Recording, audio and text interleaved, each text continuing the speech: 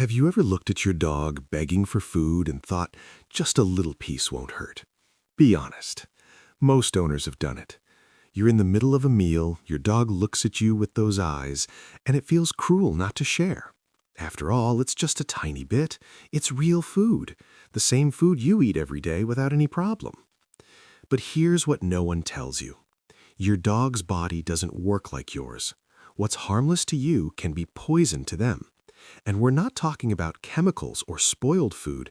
We're talking about foods you probably have in your kitchen right now, in the fruit bowl, in the fridge, in your spice cabinet. In this video, we're going to go through 7 common foods that are harmful to dogs. Not in a superficial way. We're going to understand what actually happens inside their body when they ingest each one. Because once you understand the mechanism, you'll never see it as just a little piece again. And there's a real cost to not knowing this. Dogs die from food poisoning caused by things their owners gave them with love, with absolutely no bad intention. The problem wasn't a lack of love, it was a lack of information.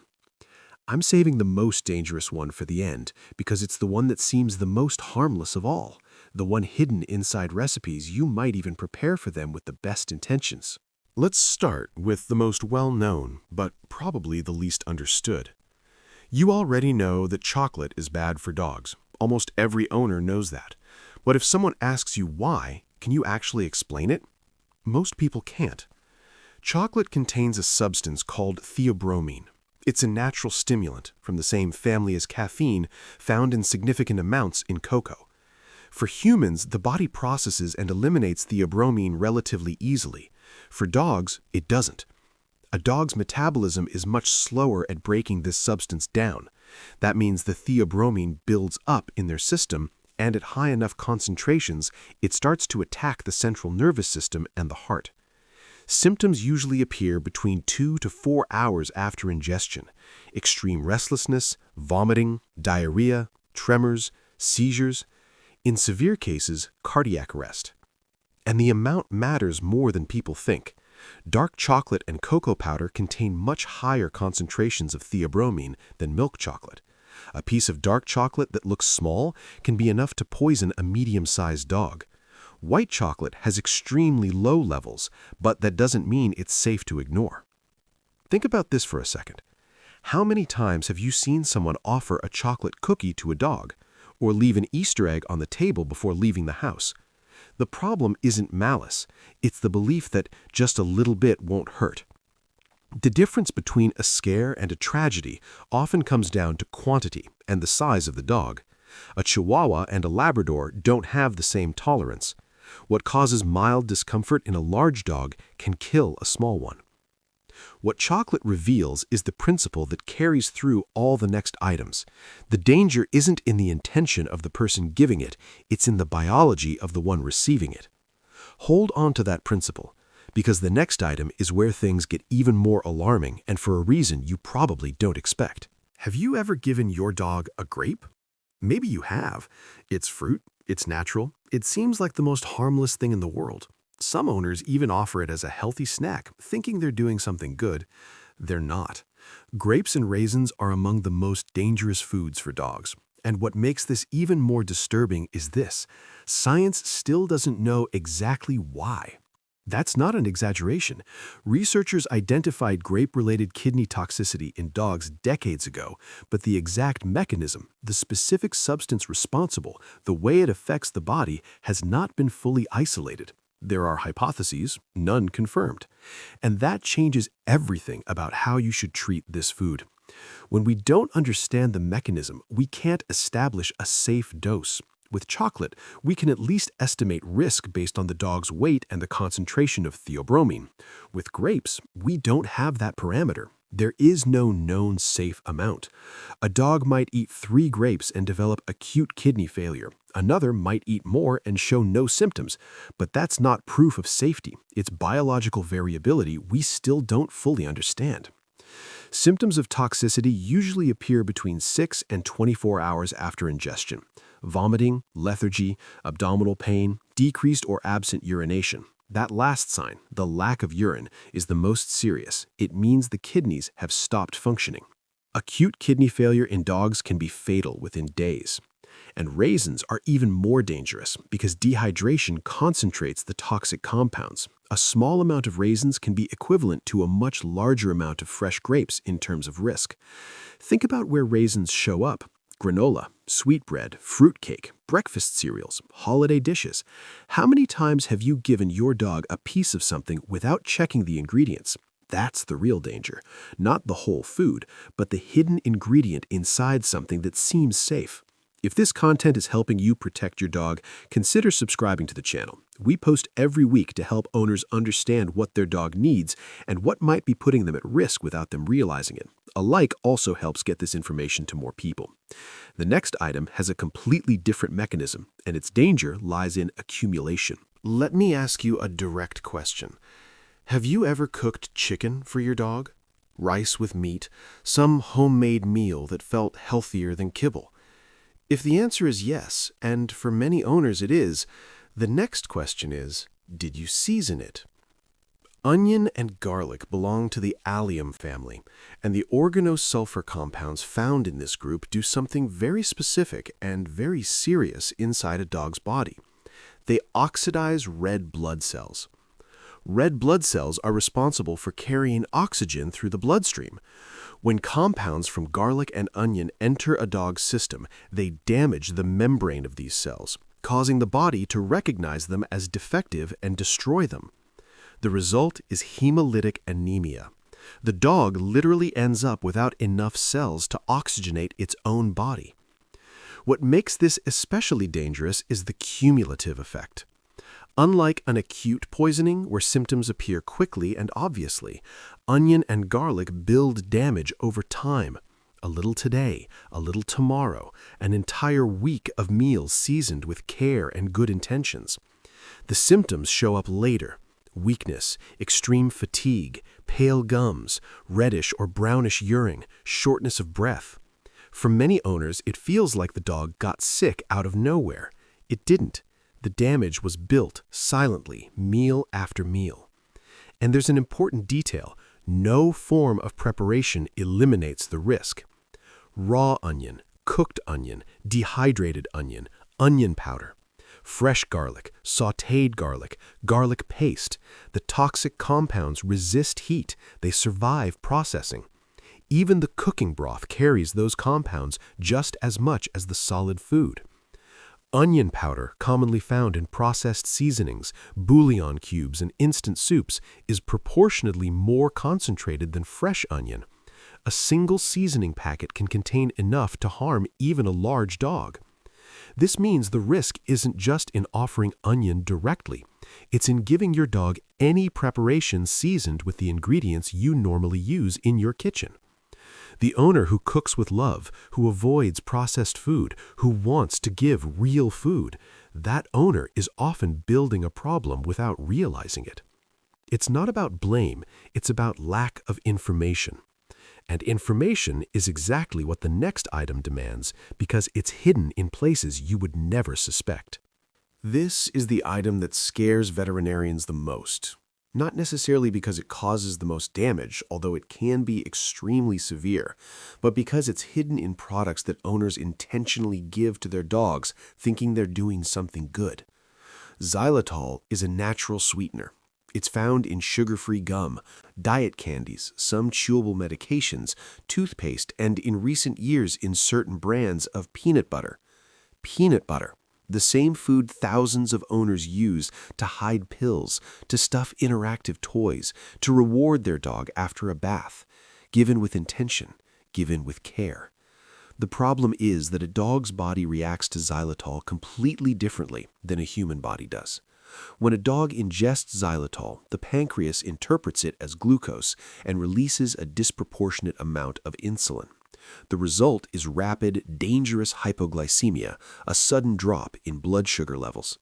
Symptoms appear quickly. Within 15 to 30 minutes after ingestion, the dog may begin to show weakness, disorientation, tremors, vomiting, seizures.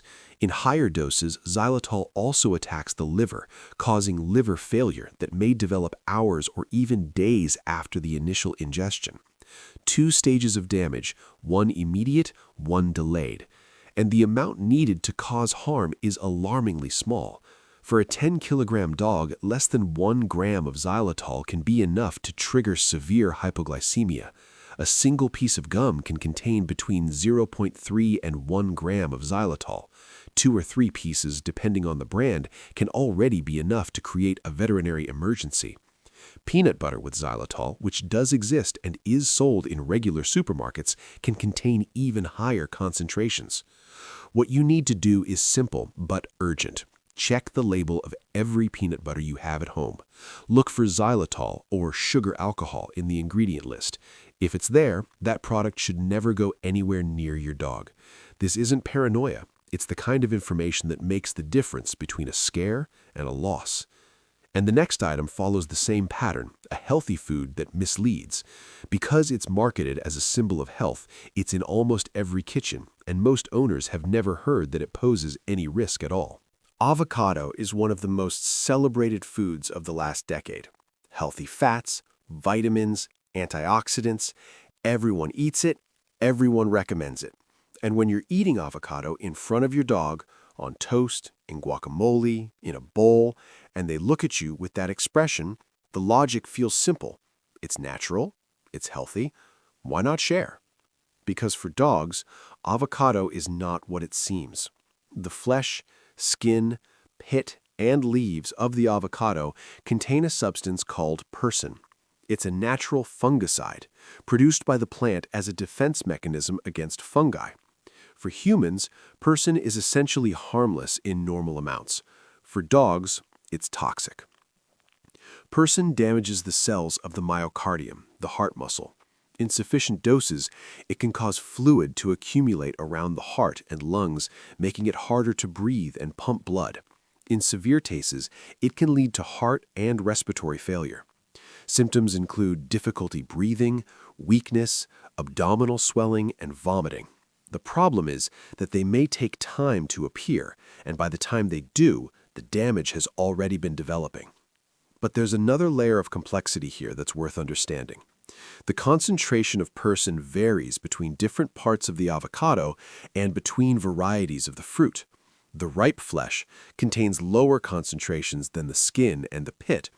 That doesn't mean the flesh is safe. It means the risk is variable and hard to calculate. And the pit presents an additional mechanical danger. It's large enough to cause intestinal obstruction in small and medium-sized dogs. Dogs that swallow the pit whole, and some will try, may require emergency surgery. Now think about your routine. Do you peel an avocado and throw the skin in the trash? Does your dog have access to the garbage? Do you leave the pit on the counter while you finish preparing your meal? These are the real scenarios of avocado-related toxicity, not the owner deliberately offering it, but accidental access to what you threw away because it looked like harmless, healthy food waste. And there's one more point that almost never gets mentioned. Processed products made with avocado, like certain spreads, sauces, and even questionable gourmet pet foods, may contain persin levels that aren't clearly disclosed. The source and processing of the avocado used in these products are rarely transparent. Avocado represents something important, the idea that natural does not mean safe for dogs. Their biology is different. What nourishes you can harm them, and the healthy label makes that even harder to question. The next item is even more specific. It's a food most people associate with celebrations, special occasions, and it can cause serious neurological damage in a matter of hours. You probably know macadamia as a cookie ingredient, as that expensive, rich nut that shows up in special recipes and gift boxes. It seems harmless, even elegant. For dogs, it's one of the most toxic nuts out there, and for a reason that might surprise you. Science still hasn't identified the exact compound responsible for the damage. Just like with grapes, we're dealing with a type of toxicity whose mechanism remains unknown. We know it happens, we know what it does to the body, but we don't fully understand why, which molecule is responsible, which specific biological target is affected. What we do know is this. Between 12 and 24 hours after ingesting macadamia nuts, dogs can develop an acute neurological syndrome. Symptoms include weakness in the hind legs, muscle tremors, hypothermia, a drop in body temperature, severe lethargy, and an inability to stand. It sounds serious? It is. And here's the detail that makes this especially unsettling for owners. In most cases, the symptoms resolve on their own within 24 to 48 hours. The dog improves, the owner feels relieved, and often neither of them knows what actually happened. This creates a serious perception problem. An owner who goes through this without knowing the cause may repeat the exposure because last time he acted a bit strange, but it passed. Without the correct diagnosis, without connecting the symptoms to the food, the behavior continues. And although most cases of macadamia toxicity are considered non-fatal when isolated, combining it with other toxic foods changes the picture. Macadamia with chocolate, commonly found in cookies and desserts, is a combination that can quickly escalate into a real veterinary emergency. Think about the context of a gathering. A table full of desserts, distractions everywhere. The dog is roaming around. Someone offers a piece of cookie just so he doesn't feel left out. Later, he seems weak, stumbles, doesn't want to get up. This is a scenario veterinarians recognize. And again, the problem isn't intent. It's a lack of awareness about what's inside that cookie. Macadamia nuts also appear in granolas, snack bars, filled chocolates, and some artisanal ice creams. In any of these forms, the risk is there, and owners rarely think to check the ingredients before sharing. The practical rule is simple. No nuts should be given to dogs, not because all are equally toxic, but because the variability in risk between different types is high, and most owners can't reliably tell the difference in the moment. Nuts in general stay out of your dog's reach, period. Now we've reached the final item, the one I mentioned at the beginning, the most deceptive of all. Not necessarily because it's the most lethal at high doses, but because it's hidden inside the things you prepare with the most care. This is the moment I promised at the beginning. The most deceptive item on this list. Not the most famous, not the one most owners think of first. The one hidden inside recipes, inside homemade preparations made with care, with the intention to nourish, to please, to celebrate. Nutmeg. It's in rice pudding, in your grandmother's carrot cake recipe, in seasoned roasted chicken, in mashed potatoes, in homemade cookies, in smoothies and porridges, in recipes you might even prepare specifically for your dog, because processed kibble feels less loving than real homemade food. And that's where the cruel paradox of this ingredient lies. The more care you put into the preparation, the more invisible the risk becomes.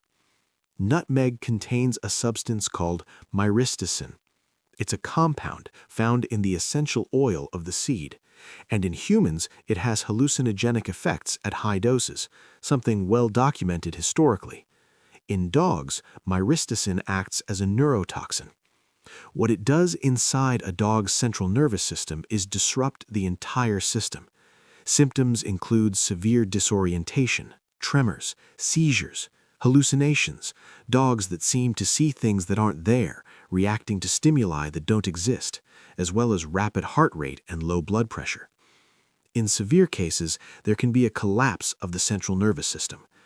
The onset of symptoms ranges from 1 to 6 hours after ingestion, and unlike macadamia toxicity, which often resolves within a couple of days, nutmeg poisoning can last longer, and at higher doses, it can be fatal. But what makes this so difficult to detect is the quantity used in recipes. Nutmeg is never the main ingredient. It's the finishing touch, the pinch that balances flavor. You don't think of it as something present in significant concentration because for you, it disappears into the final dish. For your dog's body, it doesn't disappear. A small dog repeatedly exposed to recipes that include even a pinch of nutmeg can accumulate enough exposure to develop neurological symptoms that to the owner may look like a mysterious illness. And here lies the real weight of this item. It's not malicious ignorance. It's not the owner knowingly giving something harmful. It's the owner who cooks, who searches for homemade recipes for their dog, who wants to offer something better, more affectionate, closer to what they themselves eat. That owner, with all the best intentions, may be causing harm without realizing it. That's why this item closes this video. Because love alone is not enough to protect. Love needs information. Every food we covered today made its way into a dog's bowl through an act of care. Chocolate because the dog asked with its eyes. Grapes because they seemed healthy. Seasoned chicken because homemade food feels better. A macadamia cookie because the dog shouldn't be left out of the celebration. None of those owners wanted to hurt their dog. But intention doesn't override biology. What protects your dog isn't how much you love them, it's how much you understand what their body can process. And now, you know more than most. That moment when you almost shared without thinking wasn't irresponsibility. It was a lack of information no one had given you before. Now you have it. If this video changed the way you look at your kitchen and at your dog, then you already know this channel is for you. We post every week to help owners understand what their dog needs, what they feel, and what might be putting them at risk without you even realizing it. Subscribe, turn on notifications, and tell me in the comments which of these foods surprised you the most. Which one did you never imagine could be harmful? Because I want to know what part of this video really hit you. The next video might change the way you see another moment you experience with your dog every single day, and one that will never feel small again.